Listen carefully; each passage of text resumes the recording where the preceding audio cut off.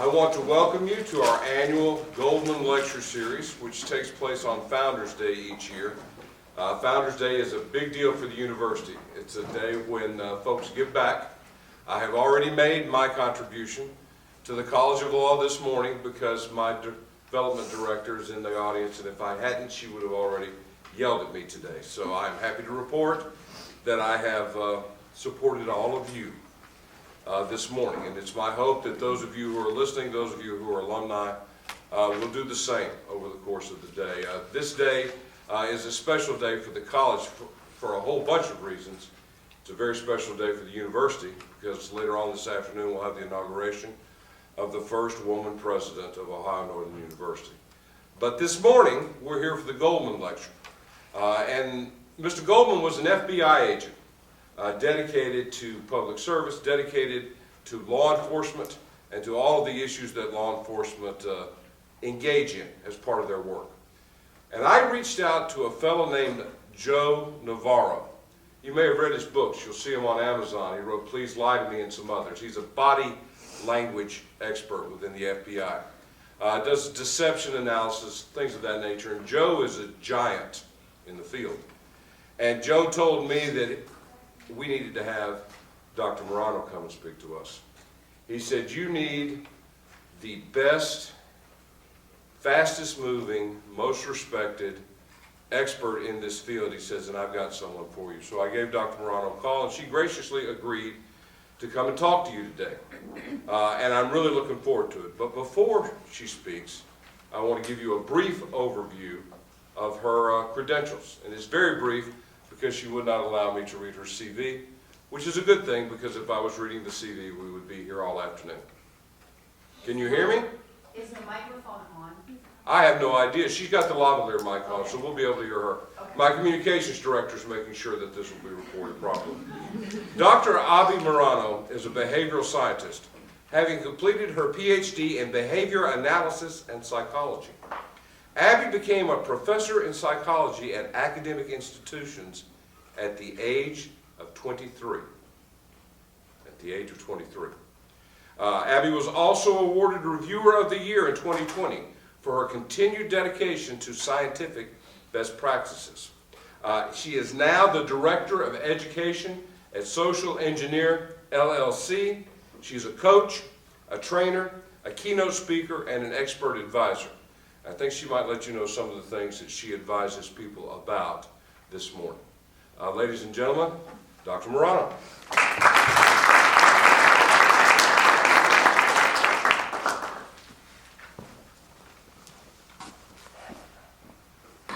Information is power. In business, the right information can be worth millions. In a legal profession, the right information can make or break a person's life. So, in a client interview, there is an urgent need to elicit information successfully and reliably. So, I want you to imagine a scenario for me. Imagine you have a client come in for an interview. And you need to decide if you want to take on this individual as a client, and if you do, you need to build an accurate story of who they are, what they've done, what they've been accused of. So you have them in the interview room. They're on one side of the table, you on the other side of the table. And you begin asking them all the right questions. But as you're asking them, it's not just the verbal responses that we're interested in. We're also interested in the non-verbal behaviors. We are interested in the behavioral characteristics that something might not be entirely right here. And what do I mean by this? What do I mean the behaviors that something might not be right here? Well, when an individual wants to remove themselves from an interaction, but they can't, they get this feeling as though they are trapped. And they begin to engage in behavioral coping strategies, or what are otherwise known as displacement behaviors. And they help regulate their stress levels. This is why in this situation, what we're looking for is behavioral indicators of distress and discomfort. What we are not looking for are behavioral indicators of deception. And I really cannot emphasize this point enough. We are not ever looking for deception. The academic literature is very, very clear. There does not exist any nonverbal cues that are indicative of deception. It doesn't exist. When individuals say that they are recognizing cues to deception, what they are actually seeing is changes in emotion and high emotional arousal. These are conflated with deception very often, but it's very dangerous to do so. Because just because you can see a cue and you can see what emotion is there, doesn't mean you know why. Maybe the individual is showing distress because they're lying, but maybe they're showing distress because they're being accused of lying. Maybe they're showing distress because they had an argument before they come into the interview room and they have an emotional carryover. But the point is, you don't know why, you just know what you're seeing. But don't underestimate the power of the what. Because when we can identify high emotional arousal and patterns of occurrence, we can see emotional trigger points. And we can use this to facilitate our line of questioning. It's also important to remember that people don't just withhold information because they're trying to be deceptive. People withhold information for a number of reasons. Maybe it's shame. Maybe they're embarrassed. Maybe they don't think that you can help them because the system's rigged against them. Maybe they don't think that anyone will believe them. But it's not always deception. So let's go back to our scenario. You're on one side of the table, them on the other side of the table. As you're questioning, you keep looking for these indicators. You don't see any distress, you don't see any discomfort. This person is calm and collected. So you come to the conclusion, okay, this person's story holds up. Okay, I'm going to take this person as a client. You begin building your defense. There's a problem. This person did display cues of distress. This person is withholding information, but you didn't see it because it was hidden under the table. If a person is showing distress in their lower body and you are questioning in the typical interview room of a table in between you both, you can't see those cues. Doesn't matter how amazing an attorney you are, how amazing a behavioral analyst you are, you cannot see what you cannot see. If you cannot see it, you cannot use it for your assessment. Out of sight, out of mind. But now imagine a different scenario. Imagine you did see distress. You also notice this person's being very resistant, they're being very reluctant to give you anything.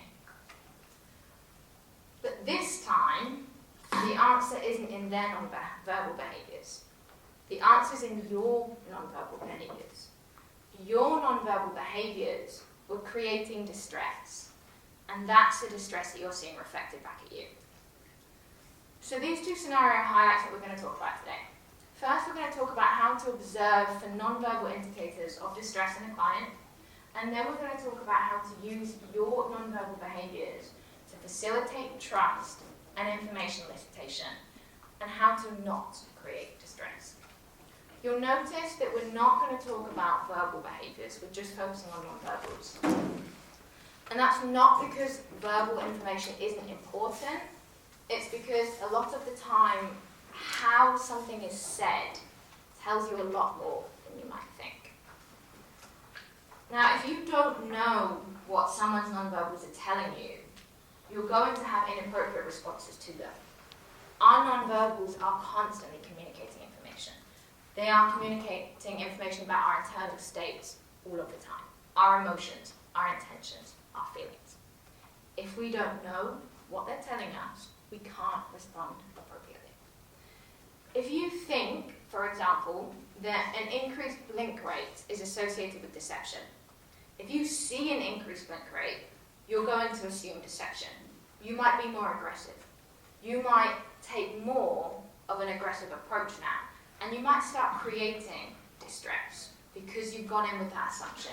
that incorrect assumption. When we know what they're telling us, we can respond appropriately. So if I say we're going to start looking for non-verbal expressions of someone's internal state, where might be the first place we're going to start? You might think, well, we're going to start with the face. It seems obvious. Researchers in facial expressions have made extraordinary advances for the field of human behavior. But there is a problem with the face. The face is restricted by social convention, which means there are social rules that regulate what is deemed acceptable to express. If you are in an interview and maybe you don't like the interviewer, maybe the interviewer has said something disagreeable, something egotistical, and everything inside of you wants to scowl at them. You can't. It's not socially appropriate. You could, but you're not going to get your desired outcome. So what are you going to do? You're going to restrict your expression to be more in line with how you want to be perceived. This is why the face isn't always the most telling. We often suppress an inappropriate smile. You might act surprised when given information that is already known to you. We also know that jurors and federal agents report looking at the hands and report looking at the face to assess for risk. So if you are trying to conceal your nonverbal behaviors, we're going to focus our energy on impression management of the face and the hands. We are much less concerned, however, with what the lower body is doing. Has anybody ever gone into an interview and thought, I hope my feet don't give me away? Anybody? No? You have? We have My leg one. is bouncing right now. Okay, so we have one. Has anybody ever gone into an interview with a client maybe and thought, I wonder what their feet are telling me? Probably not. And this is why they aren't the most telling. But do we actually have any evidence that the lower body tells us anything? Well, we do. And as with many things, we can thank Mr. Charles Darwin and Walter Cannon for this information. Each and every one of us on this planet has inbuilt survival mechanisms. We all have biologically predetermined survival mechanisms. In the face of potential threat, every single one of us engages in either fight, flight, or freeze. These transpond into physiological changes. When we want to flight, we have increased cardiovascular response. We have an increased heart rate. We have an increased blood flow to the skeletal muscles. These manifest in nonverbal changes. If I'm in flight mode, say the interviewer asks me something that causes distress, and my body is saying, get out. I want to run. My body is going into flight mode. I can't. If I'm in court, I can't get up and run out of the room. If I'm in an interview, I can't get up and run out of the room. So what's my body going to do? It's going to do the next best thing. It's going to try and create some kind of distance between myself and the thing creating distress. So what might it do? It might orientate away. Sounds so simple. But orientation behavior tells you a lot. You don't have to see the top half of this picture to know this is a friendly interaction. No one here is in flight mode. Nobody here is in distress. How can you tell? Well, look where they're orientating. Their lower bodies are orientated towards one another. Those predetermined responses, they don't just move us away from things that create distress. They move us towards things that we like, things that bring safety. So if you see people with their lower bodies orientated towards one another, you can be quite confident that this is a safe interaction, that it's a friendly interaction. If you see people with their lower bodies orientated away, or you ask a question and see their lower body orientate away, their body's trying to engage in flight mode here. So again, I said it's not always appropriate to get out the room and run away. This is the next best thing. It creates some distance, it moves you away from the thing that creates distress. But why the lower body specifically? Well, if I say, okay, get out and run, but you move your upper body first, you're probably going to fall down, you're probably not going to get out very quickly. The body needs to be mobilized, and the first thing that it needs to mobilize is the feet. If you're going to run somewhere, the first thing you need to do is move your feet towards it. So if your body is unconsciously trying to get into flight mode, well, it's going to start orientating the feet towards where it wants to go. So it's going to start orientating the feet towards the exit, and then the empty body. So if you ask a question, and you see the feet move towards the door, take note. So other than this orientation behavior, we don't really know much else empirically about the lower body. When you dive into the literature, there isn't really a lot more there that exists. So myself and my research team, we wanted to find out if there were non-verbal behaviors associated with negative affect and distress more generally.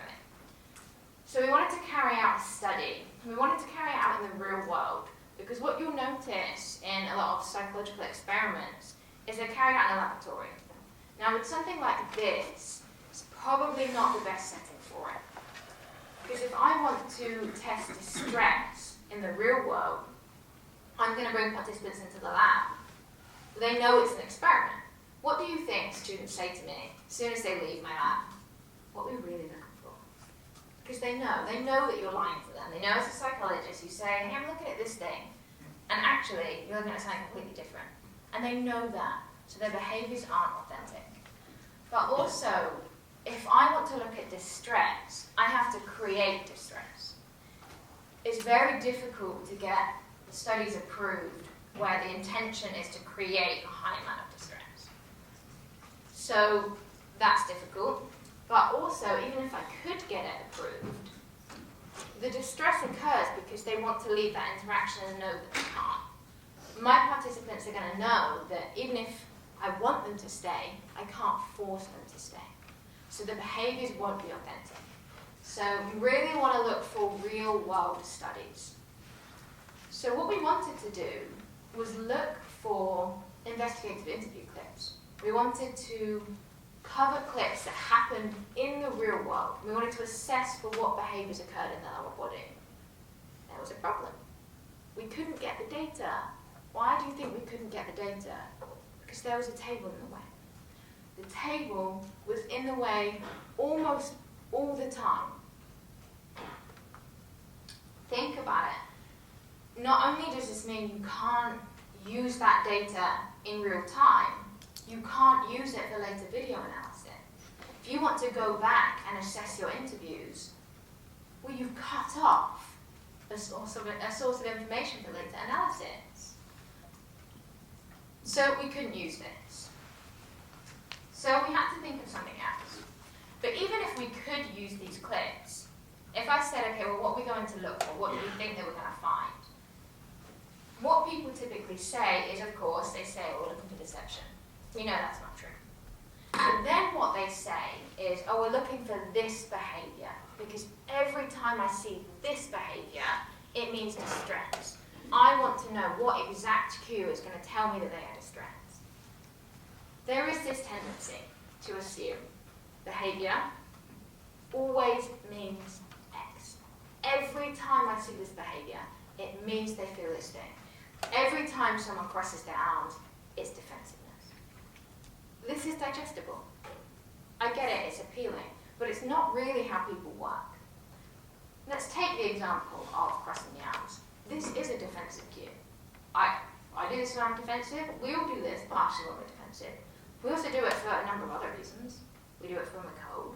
We do it because we're comfortable. We do it because sometimes it's just awkward to know what to do with your arms. So you cross your arms. Also, we do it when we mimic the person that we're interacting with. There's a number of reasons why we do these behaviors. It's not always, every time I see it, it always makes sense. Things like individual variation affect what our behaviors mean. What might be anxiety to me might not be anxiety to one of you. The context. Take the context of an interview. you're going to see a lot more anxiety displays than you are in the context of an interaction between two friends. Doesn't mean the interviewer is creating anxiety. It's the context that has a carryover effect. Culture. What means one thing to one culture means something entirely different to another culture. In some cultures, shaking the head means no. In some cultures, shaking the head means yes. Environment. If it's a cold environment versus it being a hot environment, it's going to change how my behavior set. It's going to change the behaviors I show. Injury and illness. These can affect behaviors in ways that we often just do not consider. So what researchers have done is they've looked at a cluster approach. They've looked at multiple indicators at once. So rather than saying, okay, well, if I see one cue to defensiveness, they're being defensive. Instead we say, okay, well, if I see 3 cues, what if I see 4 cues? Then I have a better idea that this person's being defensive. This works better. This works better though. A sequence approach. A sequence approach is when we look at the dynamic interaction between behaviors. Myself and my colleague, we developed a method called behavior sequence analysis. And what it does is it looks at the transition between behaviors. So instead of seeing, okay, well, they crossed their arms, they're defensive. Well, now they crossed their arms, and then they made themselves small, they crossed their legs over, 2 cues to defensiveness. And then they showed a blocking display, 3 cues to defensiveness, in that order. So now, okay, I have a better indication this person's probably being defensive. I see defensiveness followed by 2 confidence displays. Maybe they made themselves bigger. Well, then I probably can assume, well, that original behavior probably wasn't defensiveness because it doesn't fit the pattern. Also, emotions aren't static. Emotions change in intensities. We might feel really happy and then slightly less happy, maybe a bit more happy. We might also feel multiple emotions at once. Interactions and human emotions are dynamic, they are fluid, they are changing. If we consider this aspect of nonverbal communication, we can have a much better idea of what people's behaviors are actually telling us. So the procedure of this study was very simple. We couldn't use investigative interviews. So instead what we did, we used live media interviews. So we wanted somebody who was not a media person. So we collected 82 interview clips, again, live. They were not pre-recorded. And this is really important because you might see lots of videos on YouTube of people showing clips, analysing them, analysing documentaries, analysing videos people have submitted themselves, talking, making an apology. They're rubbish. They tell you nothing. They tell you absolutely nothing because you don't know what impression management is going on. You don't know how many times it was recorded. You don't know who recorded it. Is there someone behind the camera? How many times did they play that? Oh, I don't like that. Redo it. So we wanted to make sure that it was live. And the individuals that were being interviewed were not media people. We didn't want someone that was likely to have behavioral training. So we didn't have celebrities. We didn't have anyone that was a social media star. We certainly did not have any politicians. And we obtained these sources through various sources. So things like BBC, ITV, anything like that. And we got them a lot of iPlayer, but the main thing was that it was live. And the context of these interviews was the interviewee was being interviewed about a life or news event. And the interviewer would ask a question of a distressing nature. So they would ask a question that was too personal, maybe a bit inappropriate, and the interviewee would report distress, either at that time or later. And then we compared this to a condition where the interviewer asked a general question, no distress was reported. It was recorded in a question-answer response. So a question would be asked, and then the sequence begins. As soon as the question is asked, we begin responding with our behaviors. Even if no verbal response was given, the sequence still occurs. So we still record the non-verbal response. So say they showed movement with one of their feet and then movement with the other foot, movement with their legs.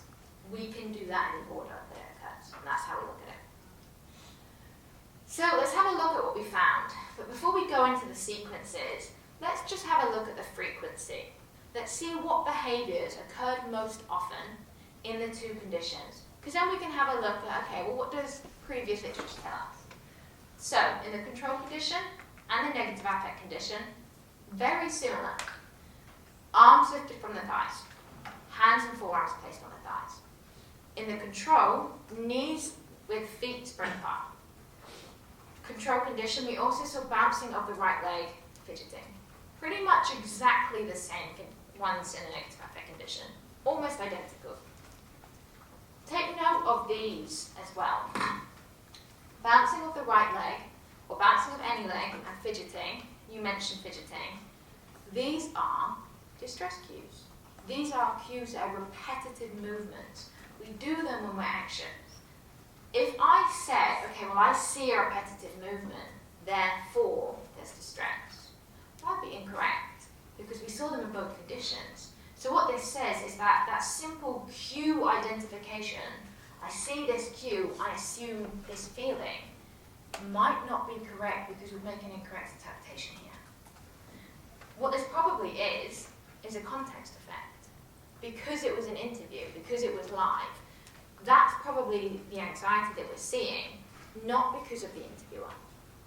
So, let's look at it in sequences. This is where it gets exciting.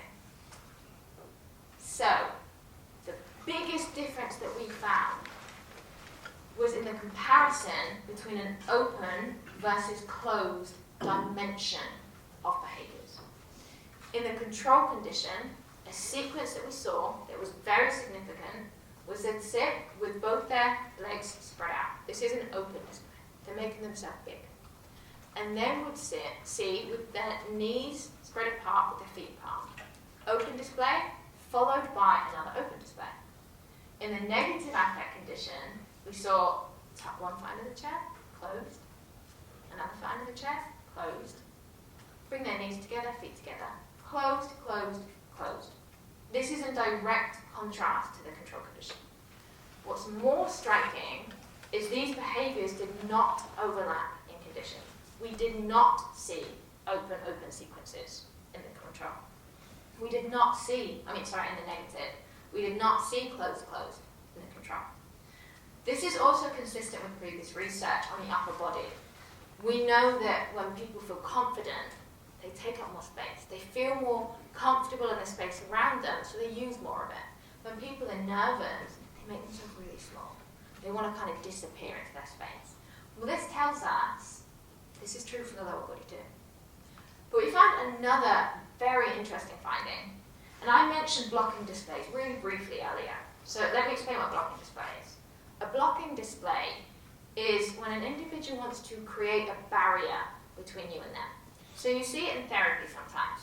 The therapist will ask a difficult question, and the patient might grab a pillow and put the pillow in front of them. It creates a physical barrier. It creates this idea of safety. It blocks me from you.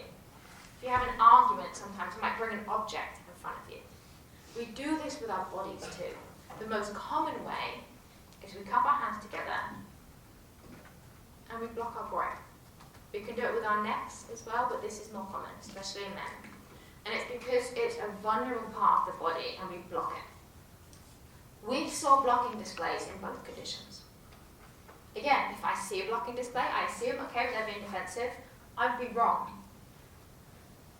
What we did see is in the control condition, we see an open display, we see a blocking display, we see an open display. In the negative affect condition, I see a closed display followed by a blocking display. It's not the blocking display that told us that the stress was there. It was the sequence in which the blocking display occurred, the open versus closed dimension. And again, this blocking display was probably a carryover effect from the fact they were being interviewed live. If you're doing an interview, you're going to see these behaviors. An interview is a situation that creates distress, so you have to be visual. You have to understand that you see one cue and assume this is what I'm seeing. It might be incorrect and you might respond inappropriately. So let's just summarize what we've gone through here. that we can detect distress now in the lower body. And we know that it's not just about orientation, and it's not just about cue identification. We need to think about the bigger picture. We need to look at the open versus closed dimension of behaviors. So that's observational. But it doesn't stop there, because interactions are a two-way street. You don't just receive, you send too. Sometimes, particularly in the field of forensics, and anything in a legal interview, we often focus so much on the observational side of things that we forget our behaviors say something too. So we need to ask ourselves, well, what might my behaviors be telling them? Or let me rephrase that. What might my behaviors be stopping them from telling me? If you don't think that your nonverbal behaviors affect the quality and the quantity of information you can obtain from a client, think again. What's the biggest interpersonal factor that affects how likely we are to share information with someone? It's trust. How is trust built? Well, we perceive them as trustworthy. How is trustworthiness built? Non-verbally. 80% non-verbally? 90% non-verbally? Nope. 100%. 100% non-verbally. That first judgment of trustworthiness is made 100% non-verbally. It's made before any verbal communication is taking place. Before you have spoken a word, they have made a judgment of trustworthiness. Anyone want to guess how quickly we make that judgment? Any guesses? No? Yeah? First couple seconds. First couple seconds? Less than a second. 33 milliseconds. That's what research has shown. 33 milliseconds. That's how quick. So, if your client is showing distress, or maybe they're showing distress because they don't perceive you as trustworthy and they don't feel comfortable sharing such personal and sensitive information with you. We know that judgments of trustworthiness are based on facial information. There is a huge amount of research proving that. So we also know that this facial information bears a very strong influence on legal decisions in court cases to jurors. So if we know this, how can we now use this information to our advantage? What can I give you now? Again, it sounds so simple. It starts with a smile. We non-consciously generate a genuine smile when we have positive intentions towards someone. But we also have a rapid capability to detect a genuine smile. Research on the smile has looked at what the natural state is when we interact with someone for the first time. So your clients are strangers to you. You are a stranger to them. The natural state is anxiety and inhibition. We get nervous. What happens when we see a genuine smile is oxytocin is released in the brain. Oxytocin is a beautiful neurotransmitter. What it does is it modulates the flight response. So it's released and it says, hey, it's okay. This person's okay. This is safe. And the flight response goes, oh, okay, thank you. Okay, cool, chill out. So it puts the body in a state that is ready to trust. It chills out that anxiety. So it helps facilitate cooperation and trust by calming anxiety. There's a study that I love that shows the real social aspect of the smile. And it was a study looking at what happens when people go bowling. And you would assume that if you hit a strike, and if you know how to bowl, you know that a strike is the best outcome, you would assume people would hit a strike that smile, because they're happy. The smile is to do with happiness. Well, that's not actually what they found. They found that people would hit the strike and they'd stay neutral. And then what they'd do is they'd turn over to their friends and then they'd smile. And it's because the smile is built to communicate. The smile is a social signal. It says, I'm happy. It says it's okay. So, your client should see you smile. They enter that room, 33 milliseconds. You're not smiling, it's gone. It's gone. Doesn't mean you can't build trust, but our judgments of trustworthiness, that first judgment is resistant to change. Even with counter information, it's resistant to change. We are stubborn when we make a judgment. We don't want to change. The brain doesn't want to change. It's made a judgment, it goes, it's going to stick there. So you should be smiling when you greet your client. But it's not just about smile. It's about emotional expressivity more generally. So emotional expressivity refers to how accurately we can express our emotions on our face, both positive and negative.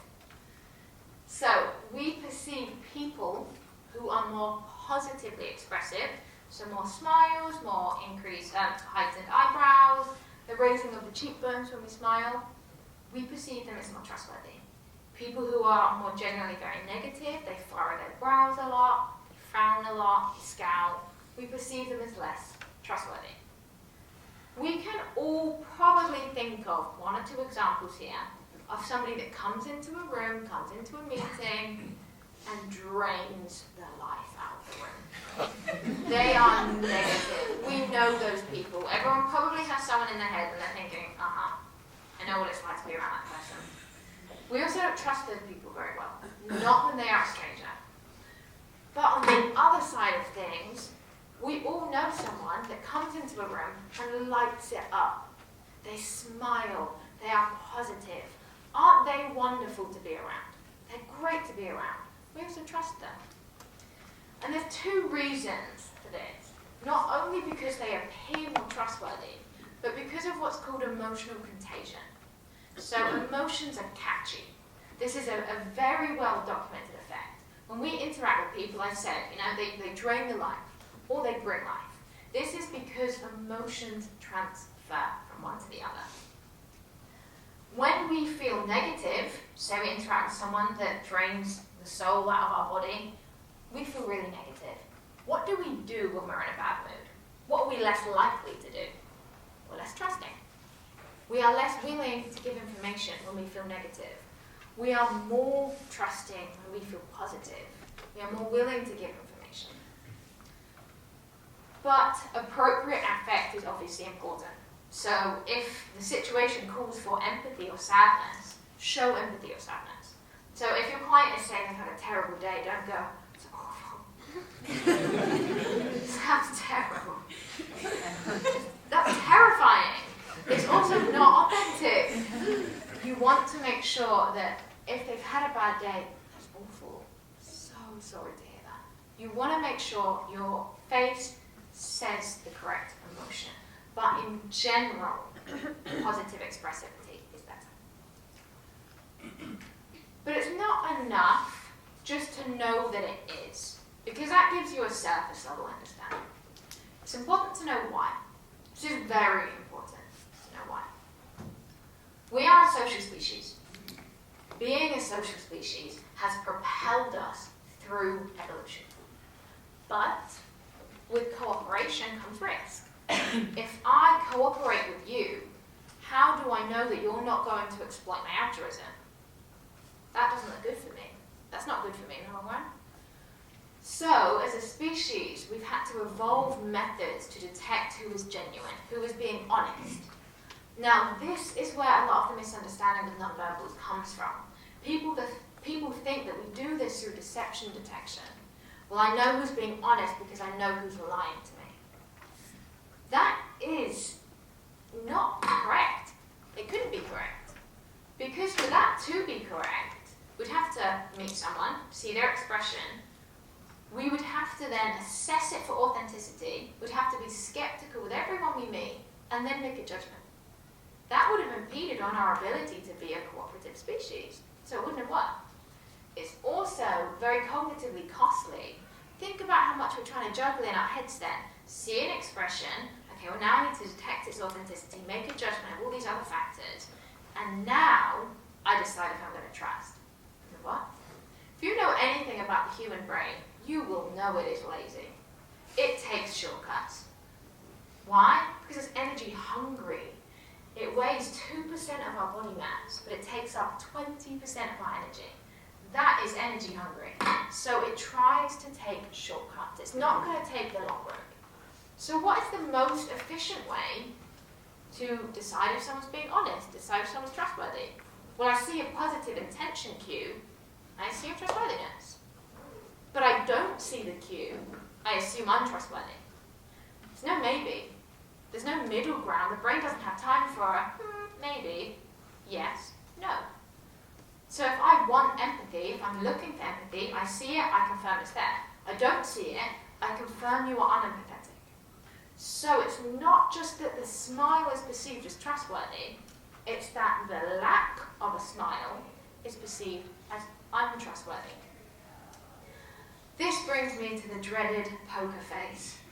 I get this all the time, particularly in negotiations.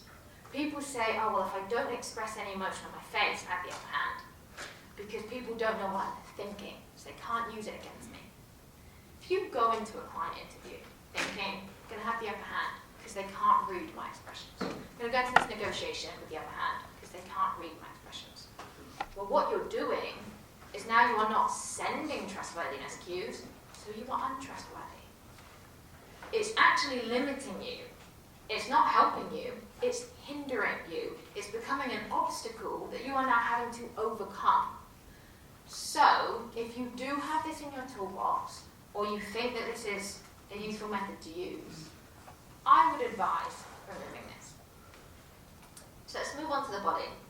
We covered the orientation of the client. Well, yours matters too. We all know how it feels when we've had a long day, when we're tired, when we don't want to be in that interview, we don't like that person, we just don't feel like being there. We all have those days. We are all human beings, even attorneys. So, when we have those feelings, they translate into our nonverbal behaviours. As much as we don't want them to, they do. And if we aren't aware of this, what do you think we're going to start doing? We're going to start orientating our bodies towards the door. People recognize this unconsciously. Even if the client doesn't know about orientation behavior, we are built to recognize nonverbal cues unconsciously. Even if we don't know that's what we're seeing, it's going to make us feel like, hey, this person doesn't care. This person doesn't want to be here. It's like as soon as you're having a conversation, someone looks at their phone. It doesn't matter what you say now, because you know they're uninterested. People know that you are disengaged when you start to turn away. There was a study on this looking at doctors who gave their patients a diagnosis. Even when they were facing their patient, but their body was orientated away, they were perceived as less empathetic than if their body was orientated towards the patient. But not even just by the patient, but also by an observer. This is not what you want. You are trying to get sensitive information. You are trying to get personal information. You don't want to appear unempathetic. You want to appear engaged. You want to appear empathetic. So you've got to be aware of your verbals and your non-verbals. Now, no conversation of non-verbal communication would be finished without the mention of non-verbal mimicry. So non-verbal mimicry is when an interaction partner mimics the non-verbal behaviors of the other interaction partner while they interact. So say person A is stood with their hands on their hip and one hip dipped. Person B might adopt this same posture with their hands on their hip, dip their hip, without recognizing that they are mimicking. Happens unconsciously. But what is so important about mimicry, and why do I get so excited every time I talk about it? It's because mimicry has been referred to as a cooperation enhancing mechanism. It helps bind people together and facilitate harmonious interactions, so much so that it's labeled a social glue. The beauty about mimicry is that we can use it strategically. Research has shown that during negotiations, if one negotiator mimics the nonverbal behaviors of the other, they get better outcomes. Research has also shown that if a confederate, and a confederate is someone who is in on the study, they work with the experimenter, but the participant thinks that they are a participant. If a confederate mimics a participant and then asks for verbal feedback on a written essay, which is a helping behaviour, a form of cooperation, they're more likely to get it than if they don't mimic. These are just 2 examples in the literature. There are tons. But what these show is a linear effect between mimicry and cooperation. When we mimic, we get more cooperation.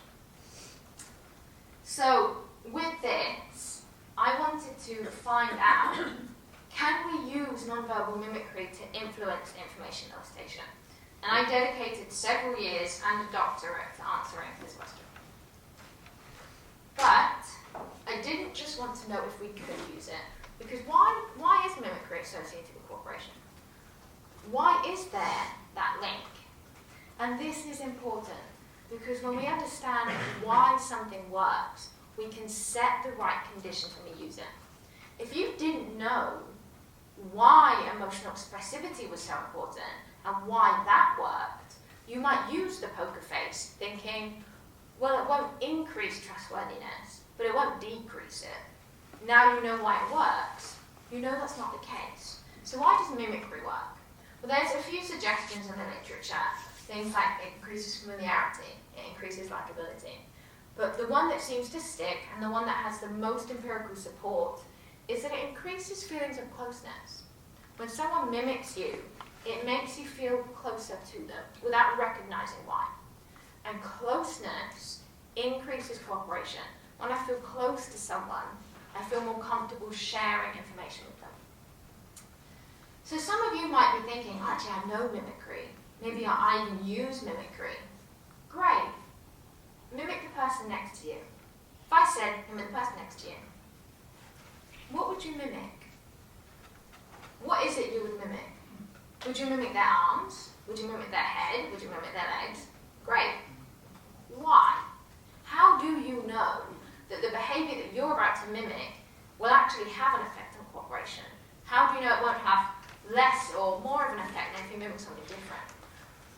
Well, if we looked at the literature for an answer, we wouldn't get one, because an answer doesn't exist until now. I designed an experiment using Xen's motion capture suits. Xen's motion capture suits they're not a suit per se, 17 wireless trackers that are worn across the body with adjustable straps. They don't need a tight-fitting suit, doesn't restrict human movement whatsoever. I fitted participants with these, and it allowed me to identify regions of the body associated with mimicry. And my thinking was, well, if mimicry increases cooperation through closeness, what if I had groups of individuals varying in closeness, got them to cooperate, looked at the natural mimicry that occurs, and reverse engineer it into training protocols? So that's exactly what I did. I had 3 different groups, varying in closeness, and strangers, acquaintances, and romantic partners. And I got them to interact with each other, wearing the motion capture suits. They were in a separate room. I had 9 riddles printed on the wall, and they worked together to solve them. There was nothing in between them. It was an empty room, so we got full body mimicry. What do you think we found? What we were looking for is closeness. As closeness increases, mimicry increases. And we were hoping that the same body parts would be mimicked, but more mimicry would occur in the closer conditions. That's exactly what we found. And now we use this to reverse engineer into training protocols. So these are the training protocols. So we can first find out what behaviours were significant and not significant, and then we use those to create training protocols. So the most significant parts of the body for mimicry was the left leg and the right leg. So now if you have a table in the way, okay, well now you can't detect distress, but you also can't mimic. They can't mimic you either. So following the leg, we had the head and the torso. So say I nod my head, shake my head, then mimic that. Torso is things like changing posture. Non-significant, it's the left arm and the right arm. So who here was going to mimic the other person's arms? It's a go-to, it's easy. Well, if we did that, it wouldn't have a significant effect.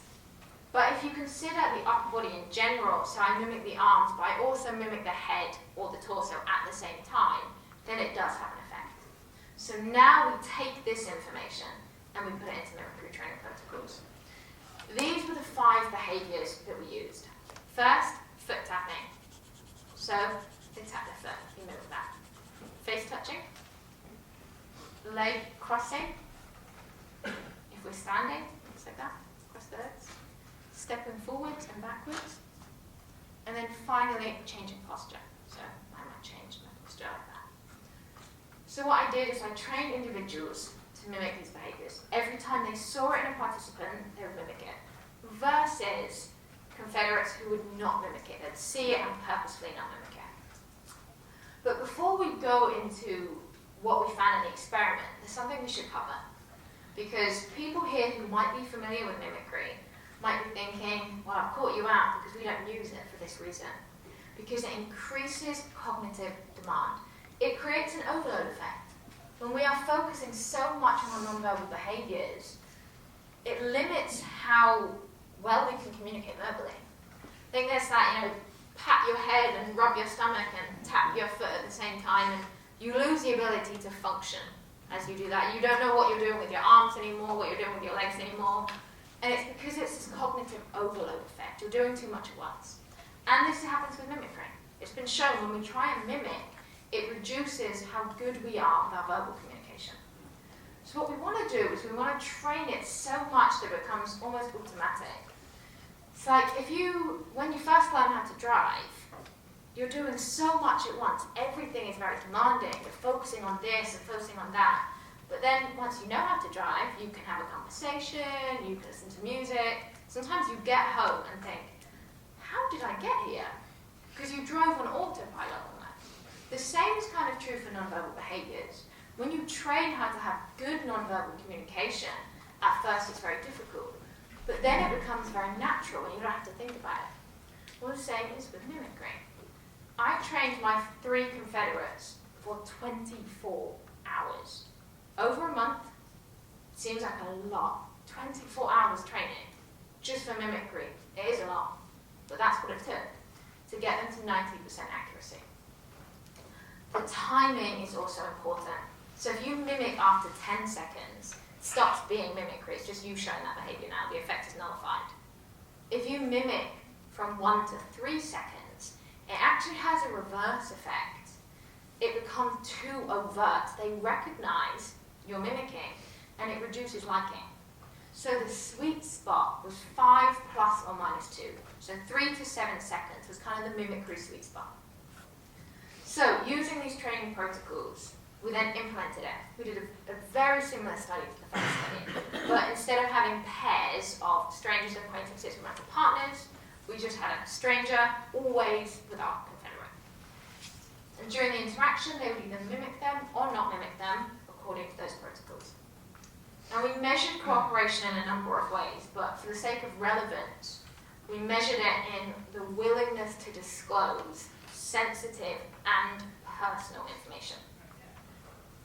What do you think we found? People were more willing to share personal and sensitive information after they had been mimicked. So, mimicry creates cooperation. There's another factor. In a following study, we assessed the psychological mechanisms that underpin this effect, and we confirmed it is closeness. What this means for you guys is if you use mimicry, it will increase cooperation. If you use mimicry and it increases closeness, it will increase cooperation. If you use mimicry but it doesn't increase closeness, it will have a lesser effect on cooperation. So think about this with the rest of your practice. So if you use questioning methods that are aggressive, accusatory, or you're not emotionally expressive, these things reduce closeness. They're going to mean that you have less success with cooperation. You might get it, but you might get less. If you use questioning approaches, you use a friendly approach, you use mutual self-disclosure, you are expressive, these things increase closeness. You're going to have a greater cooperation effect. And this can be measured in how much information is shared. given that the point of your interviews is to gather as much reliable information as possible, this is something that should be of importance to you. So with this, I want you to really rethink how you think about information elicitation. Don't say to yourself, how do I get them to tell me? Ask yourself instead, how do I get them to feel comfortable, to feel close enough to want to trust me? And with that trust, information provision will coincide. So we've covered a lot today. So let's just round it up. Let's sum up what we've talked about. Your clients won't always spontaneously disclose all important information with you for a number of reasons. So you need to use your communication skills to elicit this information. If you don't know how to do so, you're going to create barriers. If your client is communicating distress with you, even if they don't communicate it verbally, they are communicating it with you. An inability to respond appropriately is not validating that communication. And it's going to reduce trust, and it's going to reduce information elicitation. We also need to be aware of what our nonverbal behaviors are doing, because either we can facilitate trust, or we can create a barrier to it. So, not only do we need to master being an observer, we also now need to master our own nonverbal behaviors. Seems like a lot of work, especially if we're talking about 24 hours just for mimicry. That is a lot of work.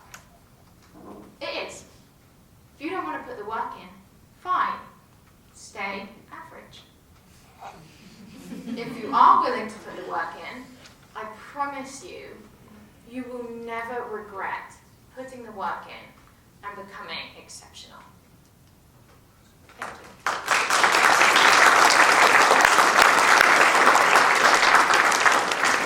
I think we've got time for one or two questions from the group.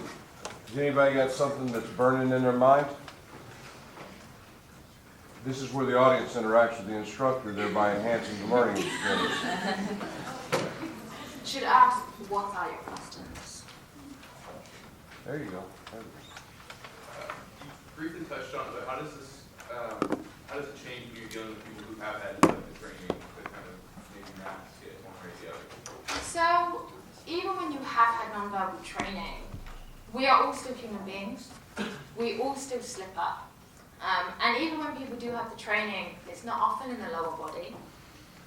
Usually it is perception management in the face, which is why, although the face is important, and we're not saying disregard what the face is saying, we're saying that biologically predetermined responses are going to push towards the lower body. So that's probably going to tell us a lot more. And again, we can only focus on so much at once. So if I'm thinking, okay, I've got to suppress my emotions, somewhere they're going to come out, because I can't do everything at once and communicate verbally.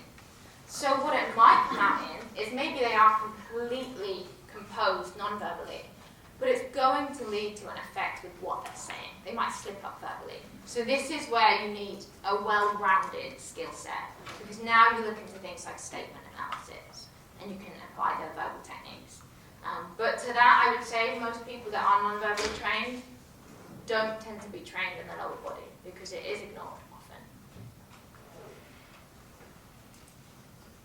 What are your other questions? So can you fake it? Or is the goal really just to enhance the authenticity, the authentic feelings that you want to convey? Yeah, great question, and I love this question. Because you're not going to be a master expressor or observer just after learning information. It takes time. When it comes to non-verbals, it's different for everybody how long it takes, but the idea is to make those behaviors part of your natural repertoire. So you don't start and say, hey, there's this huge list of everything I now need to implement. I'm going to do it all at once and I'm going to be perfect. You start slowly. You say, okay, these are things I want to improve first.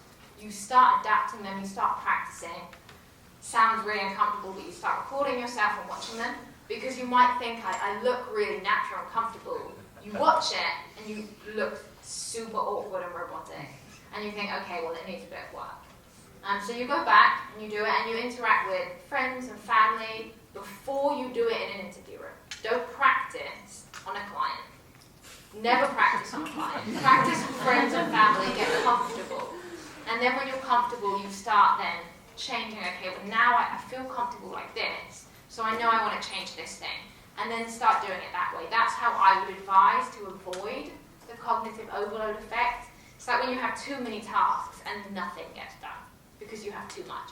Digest each chunk, practice, perfect, digest the next chunk. Did you apply these through cultural or gender and see whether the Yes. results will be the same? Yeah, so when it comes to gender, the effect is magnified, usually in women, and because they are more responsive to social cues. For the open versus closed, men have more extreme behaviors, but the exact same effect occurs, it's just greater in men. Culturally, this is why I did universal behaviors, because these universal behaviors apply to everybody. If we now went forward, I would then touch on cultural behaviors. But when we talk about the biologically predetermined ones, these are ones that are observed in everybody. So this effect, the effects of the things I spoke about, the smile, the oxytocin, they have been observed universally. If we then built on that and looked kind of into greater detail about other emotions, then we're going to start to see more cultural effects. Does that make sense?